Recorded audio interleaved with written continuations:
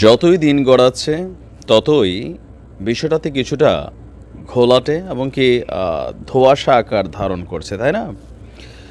আওয়ামী লীগ সরকারের পতনের প্রায় ৪ মাস সময় অববাহিত হয়ে গেছে। এর মাঝখানে খুবই আলোচনার মধ্যে এখন যেই ইস্যুটা, অন্তর্বর্তী সরকারের সাথে বিএনপির যে আভ্যন্তরীণ দূরত্ব, আবার বৈষম্য বিরোধী আন্দোলনের যারা উপদেষ্টা আছেন বা নেতারা আছেন তাদের সাথেও বিএনপির দ্বন্দ্ব একদম প্রকাশ্য স্পষ্ট হয়ে এসেছে। আর এই সকল ইস্যুগুলো যতটা আমরা টেলিভিশন স্ক্রিনে দেখছি, এর পেছনে আরও বড় কিছুই বা ঘটছে। সম্ভবত একটা দুঃস্বপ্ন দেখছেন তারেক রহমান, যেই দুঃস্বপ্ন আওয়ামী লীগ সরকারের আমল থেকে যখন তাকে রিমান্ডে নেওয়া হয়েছিল, এরপর যখন তিনি মুচলেকা দিয়ে বাংলাদেশ ছেড়ে গিয়েছিলেন, সেই দুঃসহ স্মৃতি তার ব্রেইনে কোথাও না কোথাও আটকে আছে, ভয় জেঁকে বসেছে। সকলের মনে প্রশ্ন, কেন তারেক রহমান দেশে ফিরছেন না? ফেসিস্ট আওয়ামী লীগ তো আর নাই, তাহলে ভয়টা কাকে? এখন তো নতুন বাংলাদেশ, আসলে নতুন বাংলাদেশে এই অন্তর্বর্তী সরকারকেই ভয় পাচ্ছেন নাকি অন্য কিছু? প্রশ্ন নানান জনের, নানান চিন্তা। তবে কেউ কেউ বলছেন যে না, তিনি সময় হলে আসবেন, আবার কেউ কেউ বলছেন ভাই এখনই তো সময়, আর কবে সময় হবে? সম্প্রতি আমাদের বৈষম্য বিরোধী আন্দোলনের একজন অন্যতম উপদেষ্টা নাহিদ, তিনি একটা বক্তব্য দিয়েছেন, যেটা ঘিরে মির্জা ফখরুল ইসলাম লন্ডন থেকে এসেই কাউন্টার করেছেন, পাশাপাশি রিজভী সাহেবও কাউন্টার করেছেন। বলা হচ্ছে যে রাজনৈতিক দলগুলো অন্তর্বর্তী সরকারের যেই উন্নতি বা সহায়তা, ওইটার মধ্যে এক ধরনের বাধা তৈরি করছে। আর বিএনপি নেতাকর্মীরা বলছেন যে দেখেন, সমালোচনা কিন্তু সরকারের উন্নয়নের পথে বাধা না, বা এই কার্যক্রমের মধ্যে কোনো বাধা না। যাই হোক, আলোচনার ইস্যু হচ্ছে তারেক রহমানের কি দুঃস্বপ্ন।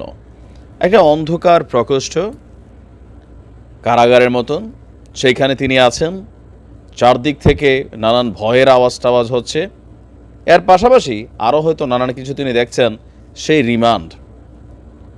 তো সেই রিমান্ড গত হয়ে গেল এত বছর, তাহলে এখন কেন এই প্রশ্নটা উঠছে? প্রশ্ন এই কারণে উঠছে যে সম্প্রতি লন্ডন সফর করে এসেছেন আমাদের মির্জা ফখরুল ইসলাম আলমগীর। তো সবাই ভাবছিল, পত্রিকাতেও চলে আসছিল, বা অনেকে বলছিল তারেক রহমান দেশে ফিরছেন, কিন্তু মির্জা ফখরুল ইসলাম আলমগীর তিনি একটা দুঃসংবাদ নিয়ে আসছেন এই মুহূর্তে বিএনপির নেতাকর্মীদের জন্য, যে তারেক রহমান এই মুহূর্তে দেশে ফিরছেন না। সমস্যাটা কোথায়? সমস্যা কিন্তু ওইটাই, একটা ভয় কাজ করছে যে তিনি দেশে আসলে গ্রেপ্তার হতে পারেন, তার বিরুদ্ধে যতগুলো মামলা চলমান আছে। যদিও মামলাগুলো একে একে খালাস পাচ্ছে, কিন্তু এখনও সবগুলো মামলা খালাস হয়নি। তো মির্জা ফখরুল ইসলাম আলমগীর তারেক রহমানের কাছ থেকে বার্তা এনেছেন যে ভারপ্রাপ্ত চেয়ারম্যান সাহেব বলছেন যে আপনারা ধৈর্য ধরেন, একটা বিশাল বিজয় এসেছে ছাত্র জনতার আন্দোলনে। এই বিজয়কে ফলপ্রসূ এবং সার্থক করতে হলে অবশ্যই সবাইকে ধৈর্য ধরে ঐক্যবদ্ধভাবে কাজ করতে হবে এবং গণতন্ত্রকে পুনঃপ্রতিষ্ঠা করতে হবে।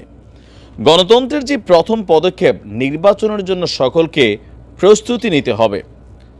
বলছে যে মির্জা ফখরুল ইসলাম সাহেব বলছিলেন ওনার বিরুদ্ধে অনেক মিথ্যা প্রতিহিংসামূলক মামলা রয়েছে, সেগুলো প্রত্যাহার করা হলে বা আদালতের মাধ্যমে শেষ হলে তিনি ফিরবেন। এখন এই যে নির্বাচন ইস্যুতে বিএনপি দিনরাত কথা বলছে, সমন্বয়করা কী ভাবছে? আপনি হাসনাদের বক্তব্য শুনছেন? যদি মুরব্বীরা মনে করে যে নতুন প্রজন্মকে বাদ দিয়ে সংসদে যাবেন বা ক্ষমতার মসনদে যাবেন, তাহলে আপনারা ভুল বুঝছেন। এর মাঝখানে বৈষম্য বিরোধী আন্দোলন তারা রাজনৈতিক প্ল্যাটফর্মে পরিণত হচ্ছে, অলরেডি অনেক দূর গড়িয়ে গেছে তাদের কার্যক্রম। নানান চিন্তা ভাবনা, ভয়, সকল কিছু কিন্তু জেঁকে বসেছে বিএনপির একদম টপ লেভেলের নেতৃত্বের মধ্যে। তবে তারা চেষ্টা করছে যথেষ্ট পরিমাণ সহনশীলতা, পজিটিভ কাজের মাধ্যমে দেশবাসীকে পজিটিভলি ভাইব করতে। কিন্তু ওই যে মাঠে ময়দানে থাকা 2-4% যারা বিচি নেতা আছে, এদের কারণে কিন্তু আবার অনেক জায়গায় সমালোচিত হচ্ছে।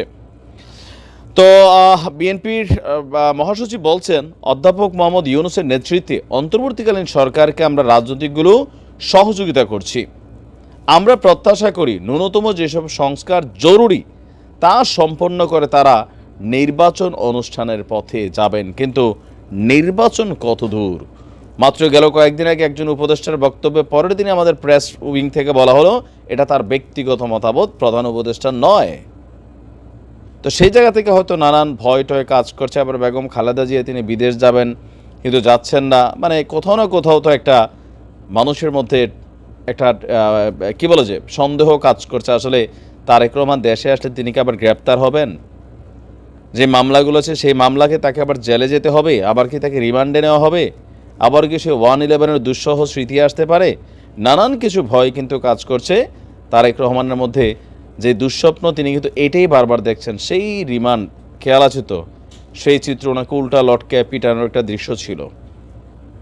সেই আর্মি অফিসাররা এখন চাকরিতে আছে কিনা বা যারা রিমান্ডে নিয়েছিল র্যাব পুলিশ তারা আছে কিনা সেটা হচ্ছে কথা। ভালো থাকুন, আসসালামু আলাইকুম।